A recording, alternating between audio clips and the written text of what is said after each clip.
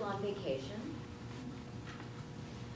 I believe that angels come down from the sky to take a vacation and become human, so that they can suffer and endure what humans do and become better angels.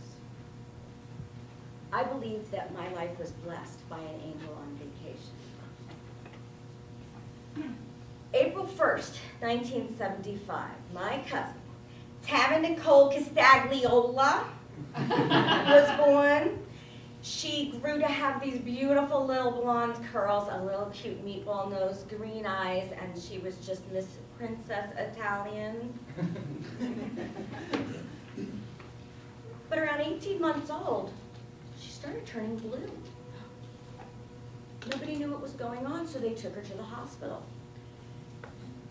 And they found out that she had a hole in her heart, 2 inflated lungs, low oxygen, and thick blood at 18 months old. She was very, very sick. So they decided to do heart surgery. They brought her in. They said, we're going to try to repair her heart. They put her in. And the machine stopped in the middle of her surgery. Left her blind, deaf, and paralyzed. They got the machines back working. She got all the mobility back. She got her hearing back. But they left her blind in one eye with no peripheral vision in the other. So this is how she could see. When they decided to possibly put a lawsuit up against the hospital, they went to see the lawyer. The lawyer says, Tara, come get a lollipop. She was maybe 2, 2.5.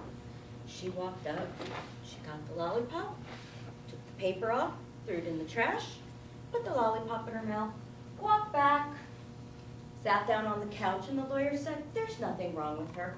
There will be no lawsuit. And that is where the fight began. Her parents didn't allow her to ever think that there was really anything wrong. The doctor says she's not going to make it, she's going to die. And her parents said, no, she's not. And they said when she hits puberty, the hormone changes are going to kill her. And they said, and parents said, no, it's not. And it didn't. Their attitude made all the difference in the world. Eventually, my cousin did have to have a pacemaker put in and a defibrillator. Defibrillator is the thing that goes clear, ka-choom. That was on her heart. And in the last 5 to 10 years, she actually got hit by it 2 to 3 times. But they never stopped fighting. And they taught her not to stop fighting. So me being who I am, she had to be in a wheelchair because she couldn't breathe. So I'd be rolling her in the wheelchair, and we'd get to a door. She could walk. She just couldn't breathe. And when we get to the door, and we're trying to get the door open, she's moving the wheelchair with her foot. I said, get out of the seat and walk through the door. And she's like, oh. And she did. She could.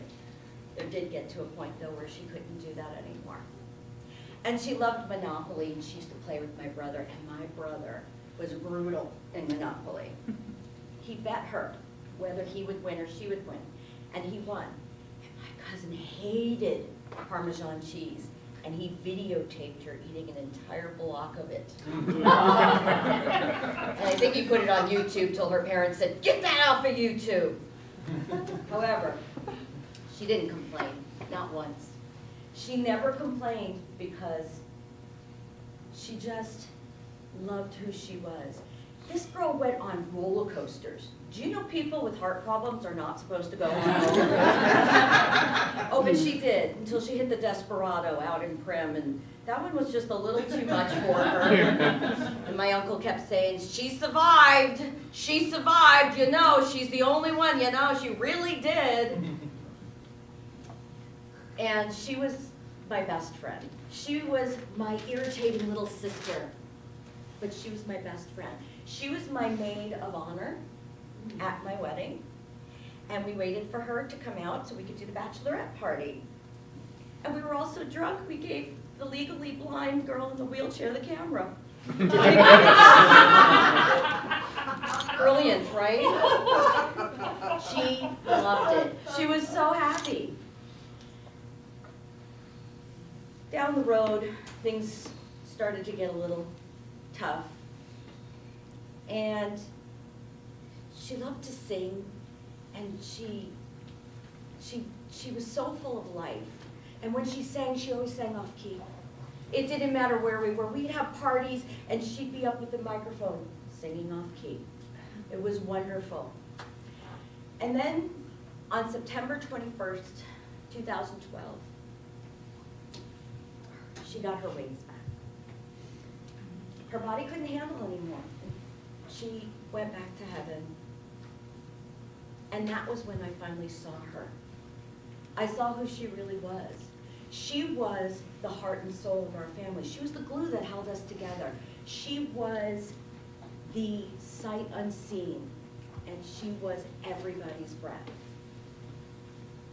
She was wonderful, and she was positive, and she had the best attitude.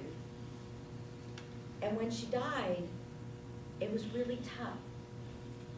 So this is what I say to you. She's the guardian angel of my children.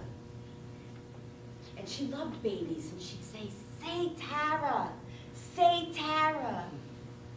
And my 1-year-old was giggling in his room a couple days after she'd gotten her wings back.